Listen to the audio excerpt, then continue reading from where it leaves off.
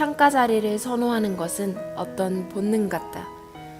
네가 창가 자리에 앉아 하는 말만큼 커다란 호의도 없다는 생각이 종종 들기도 할 만큼. 그러니까 우리는 창문 밖으로 펼쳐지는 끝없는 풍경의 색채에 목말라 있는지도 모른다. 좀처럼 벗어날 수 없는 회색빛 현실과는 좀 다른 풍경을 꿈꾸는 일. 여행은 늘 그 꿈의 연장선에 있다. 내가 움직이지 않아도 창밖의 풍경은 늘 나를 어디론가 데려간다.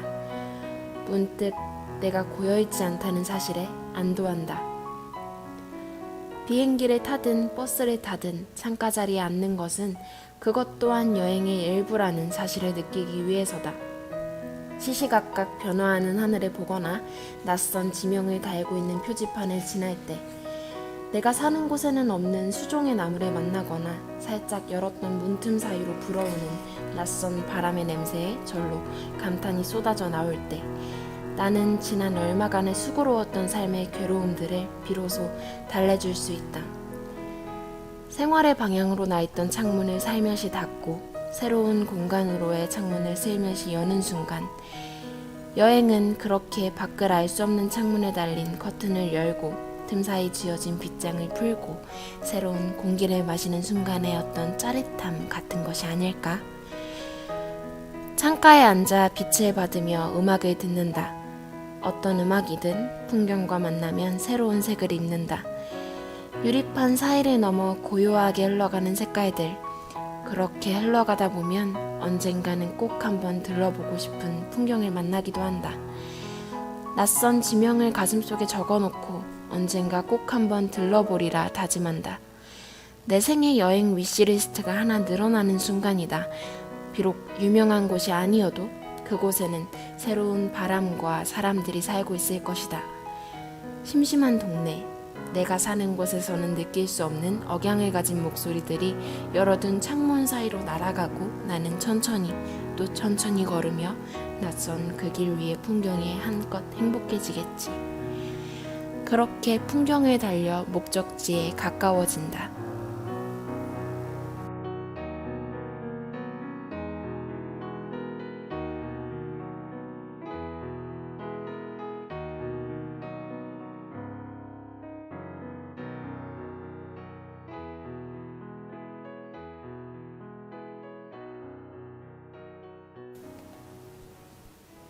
(15분) 라디오 그 40번째 이야기, 저는 DJ 수정입니다. 오늘의 오프닝은 어떤 날이라는 트래블 무크지에서 창문을 열고 장현정 씨의 장현정 씨의 글의 일부를 읽고 왔어요. 이해하셨나요? 어떤 날이라는 트래블 무크지. 무슨 영어야. 근데 무크가 약간 개간지 느낌? 그 계절마다 나오는 간지. 근데 무크지는 그거래요. 특정한 기간 없이 내고 싶을 때 내는, 제가 알기론 그래요. 다시 한번 찾아볼까요? 무크는 어학서전으로 들어가 보면 너무 작가분 이름을 너무 막말했나요? 어쨌든 장현정 씨의 창문을 열고라는 글 중 일부예요. 제가 요새 읽고 있는 책인데 이 첫 단락이 너무 좋아서 필사를 해놨던 글입니다. 꼭 한번 들려드리고 싶었어요. 왜 사전이 안 나올까요? 어학사전. 그냥 무크는 서적풍의 잡지. 여기 있다. 무크, 단행본과 잡지의 특성을 동시에 갖춘 출판물. 편집이나 재책의 형태는 잡지와 비슷하나 부정기적이라는 점은 단행본과 비슷하다. 맞네. 부정기 간행물. 어쨌든 그래서 그런 무크지 중에 일부를 읽고 왔어요. 요번에 저랑 같이 책 작업하게 된 언니가 디자인한 책인데, 그래서 더 애정이 가기도 하면서 저도 이번에 책을 열심히 써서 내고 나면 이런 무크지도 한번 도전해보고 싶다는 생각이 드네요. 원고 그거 내야 되는 데드라인이 이제 한 5일, 4일? 4일 정도밖에 안 남아서 저는 오늘 녹음을 끝내고서부터는 아주 글만 써야 할 상황에 처했습니다. 사실 라디오 늦은 건 주말에 손님이 또 찾아와서 2주째 예상도 못한 손님들이 계속 찾아오네요. 그래서 또 늦었어요. 근데 요번엔 페이스북 페이지에 살짝 늦는다고 공지는 올렸는데 유튜브에서 들어주시는 분들은 영문도 모른 채 라디오를 기다리셨을 테니 죄송하다는 말씀 먼저 올립니다. 그건 그렇고 말이 길어졌네요, 여러분. 벌써 40번째예요. 와, 그냥 오래오래 해야지 하는 생각은 있었는데 진짜 40번째. 와, 40회를 찍다니 정말. 저는 너무 감회가 매번 커요. 이렇게 몇십 회 반복할 때마다 이렇게 막 정기적으로 뭔가를 해낸 경험이 별로 없기 때문에 뭐 중간중간 뭐 지각도 하고 뭐 빠진 적도 있고는 하지만 나름대로 여러분과의 약속을 지키기 위해 스스로 되게 고군분투했다는 점에 되게 칭찬을 해주고 싶은 날이네요. 여튼 그래서 기분이 좋아요. 저는 뭐 오늘 저스트 10미닛에서 이야기할 건 다 이야기한 것 같습니다. 제 이야기. 저스트 10미닛 이번 주제가 여러분의 최근 며칠, 여러분의 일상 들려주세요 였거든요. 저는 이렇게 지내고 있었어요. 제주도에서 지내다가 주말에 깜짝 손님이 찾아와서 즐겁게 이틀을 함께 보내고 조금 전에 배웅해주고 다시 집으로 돌아왔습니다. 그래서 라디오 녹음을 하고 있어요. 책 작업 마감일은 얼마 남지 않았고요. 그래서 이제부터 불태워야 한다는 게 저의 일상이네요. 사연을 함께 볼까요? 빠른 전개 좋죠? 벌써 우리가 10분을 넘게 10분 정도? 10분은 아직 안 됐다. 엄살 부렸네. 어쨌든 되게 코너도 들어가기 전에 많은 이야기를 해버렸어요. 빨리 해야겠다. 사연이 많이 와 있네요. 40번째 라디오라고 이렇게 선물해 주신 건가요?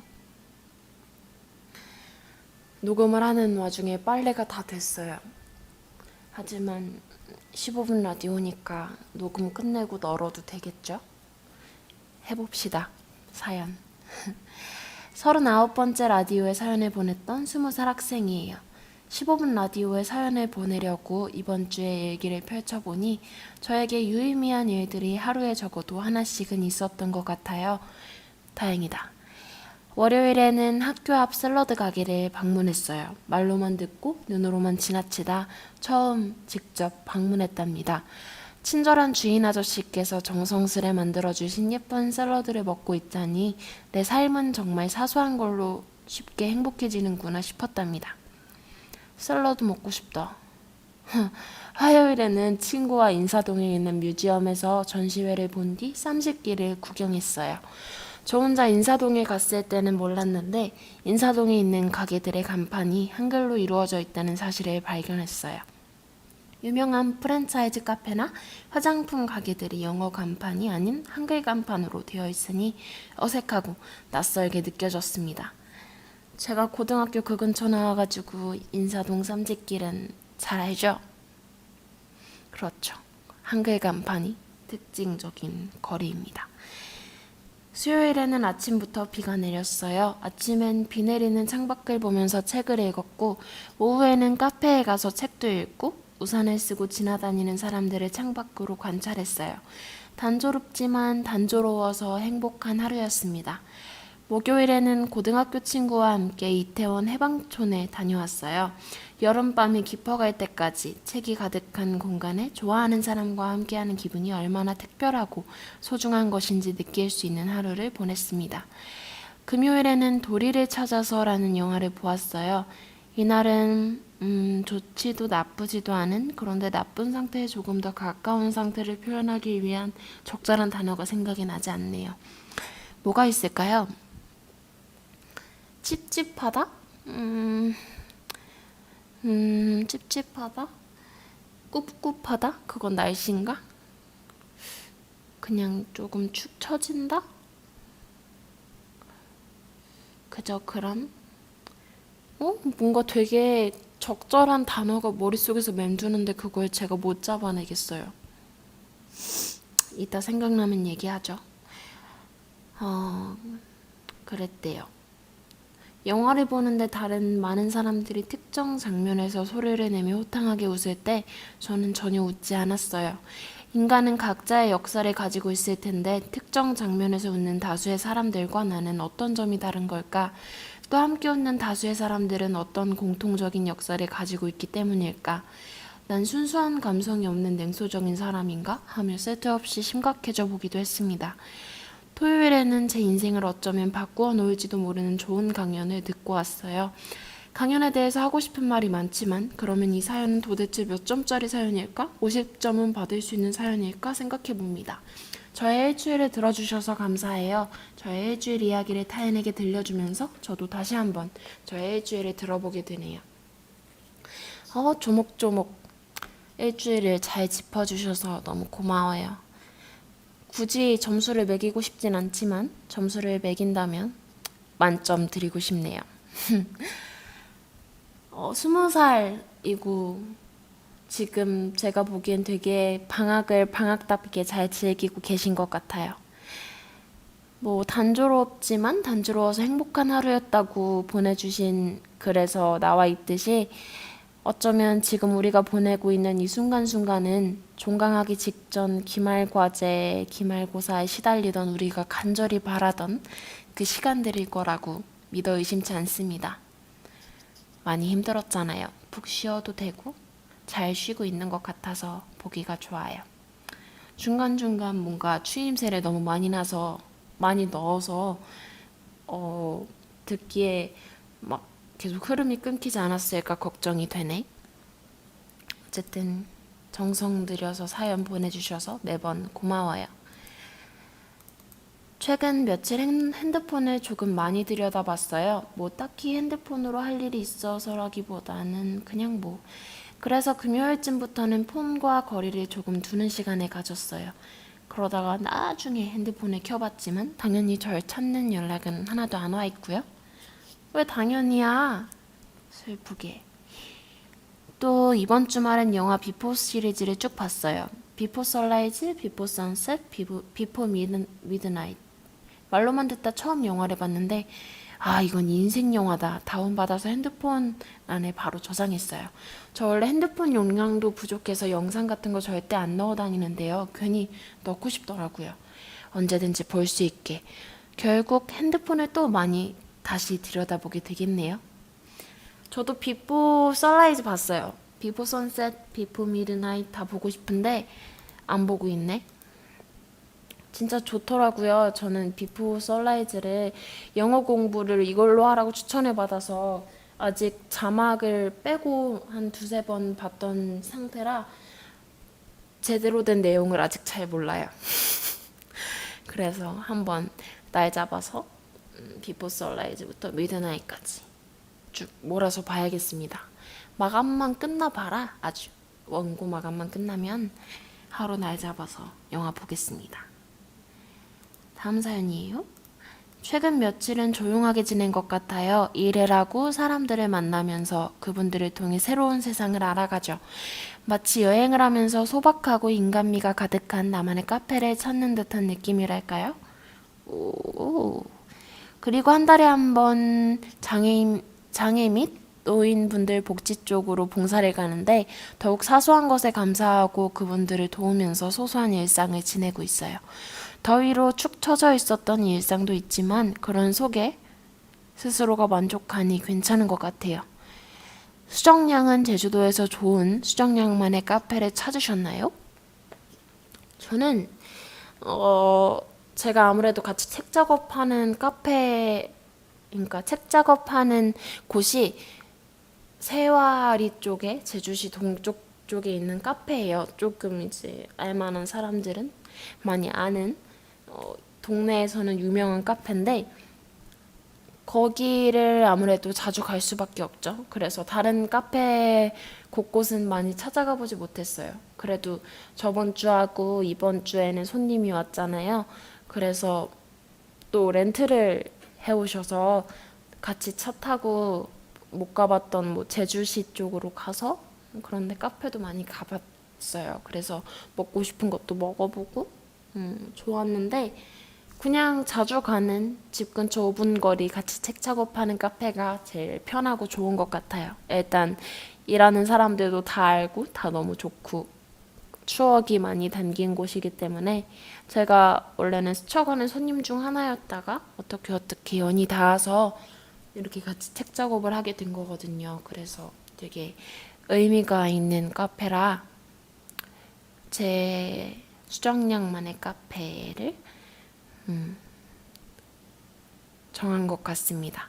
세화 쪽에 카페 공작소라고 있어요. 놀러 오시면 아마 제가 있을 수도 있어요. 아마 책 작업 대충 끝나고 나면 성수기라 사람들이 워낙 많아서 일을 도와주게 될 것 같아서 종종 제주도 올 일 있으시면 동쪽 구경하는 김에 카페 놀러 오셔도 괜찮을 것 같아요. 최근에 커피 머신이 새로 생겨서 라떼가 진짜 맛있어요. 카페 라떼. 다음 사연입니다. 네 생각. 오, 너에게 잘못하고 있는 나에 대한 생각. 거의 2개. 최근 며칠을 너 생각하면서 보내고 또 너한테 잘못하고 있는 나에 대한 생각. 이 2개로 보냈다고 하네요. 그랬다고 하네요. 웃잖아. 예.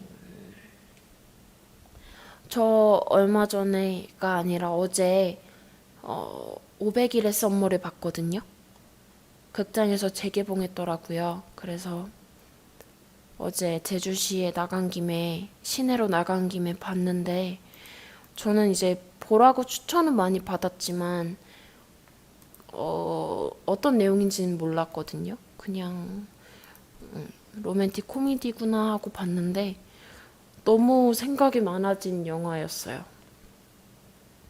그냥 제가 되게 비슷한 상황에 놓였기도 하고 그냥 뭔가 내 얘기 같은 거예요, 계속. 근데 내가 썸머는 아니고 굳이 말하자면 그 남자의 이름이 뭐더라? 기억 안 난다. 톰 핸슨이었나? 어쨌든 저는 그 남자 입장에서 되게 영화를 많이 보기도 하면서 그러니까 제가 남자 입장인 걸 알면서 상대는 썸머 같은 입장일까 싶어서 썸머를 더 이해하려고 하면서 봤거든요. 내용은 스포가 될까봐 비록 오래된 영화지만 얘기하지 않겠습니다. 그렇지만 되게 생각이 괜히 깊어지는 영화더라고요. 재미는 있었어요. 하필 같이 본 상대가 그 썸머여서 둘 다 너무 묘해지긴 했지만요. 여튼 그렇습니다.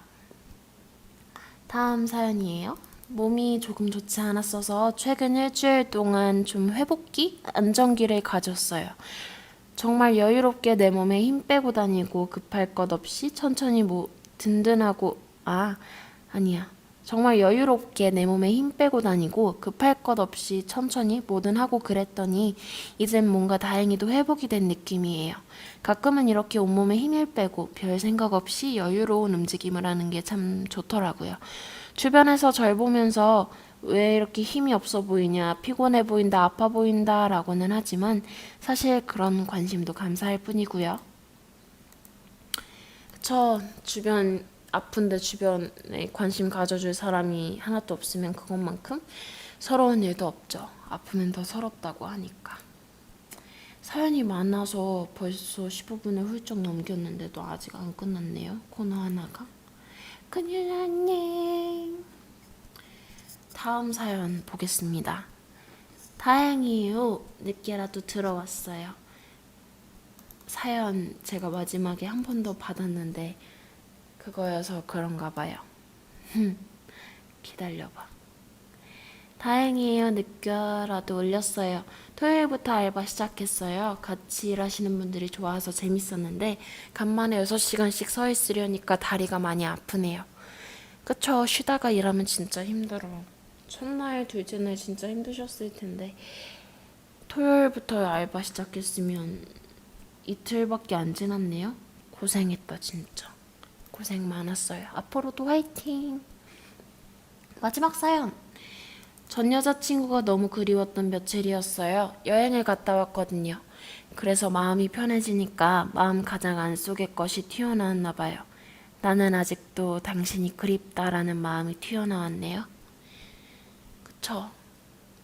그냥 뭐랄까 진짜 마음이 편해지니까 마음 가장 안속의 것이 튀어나왔다는 말이 맞는 것 같아요. 굳이 설명을 붙이지 않아도 어떤 느낌인지 충분히 다 아실 거라고 생각을 합니다. 좋은 사연들이었네요.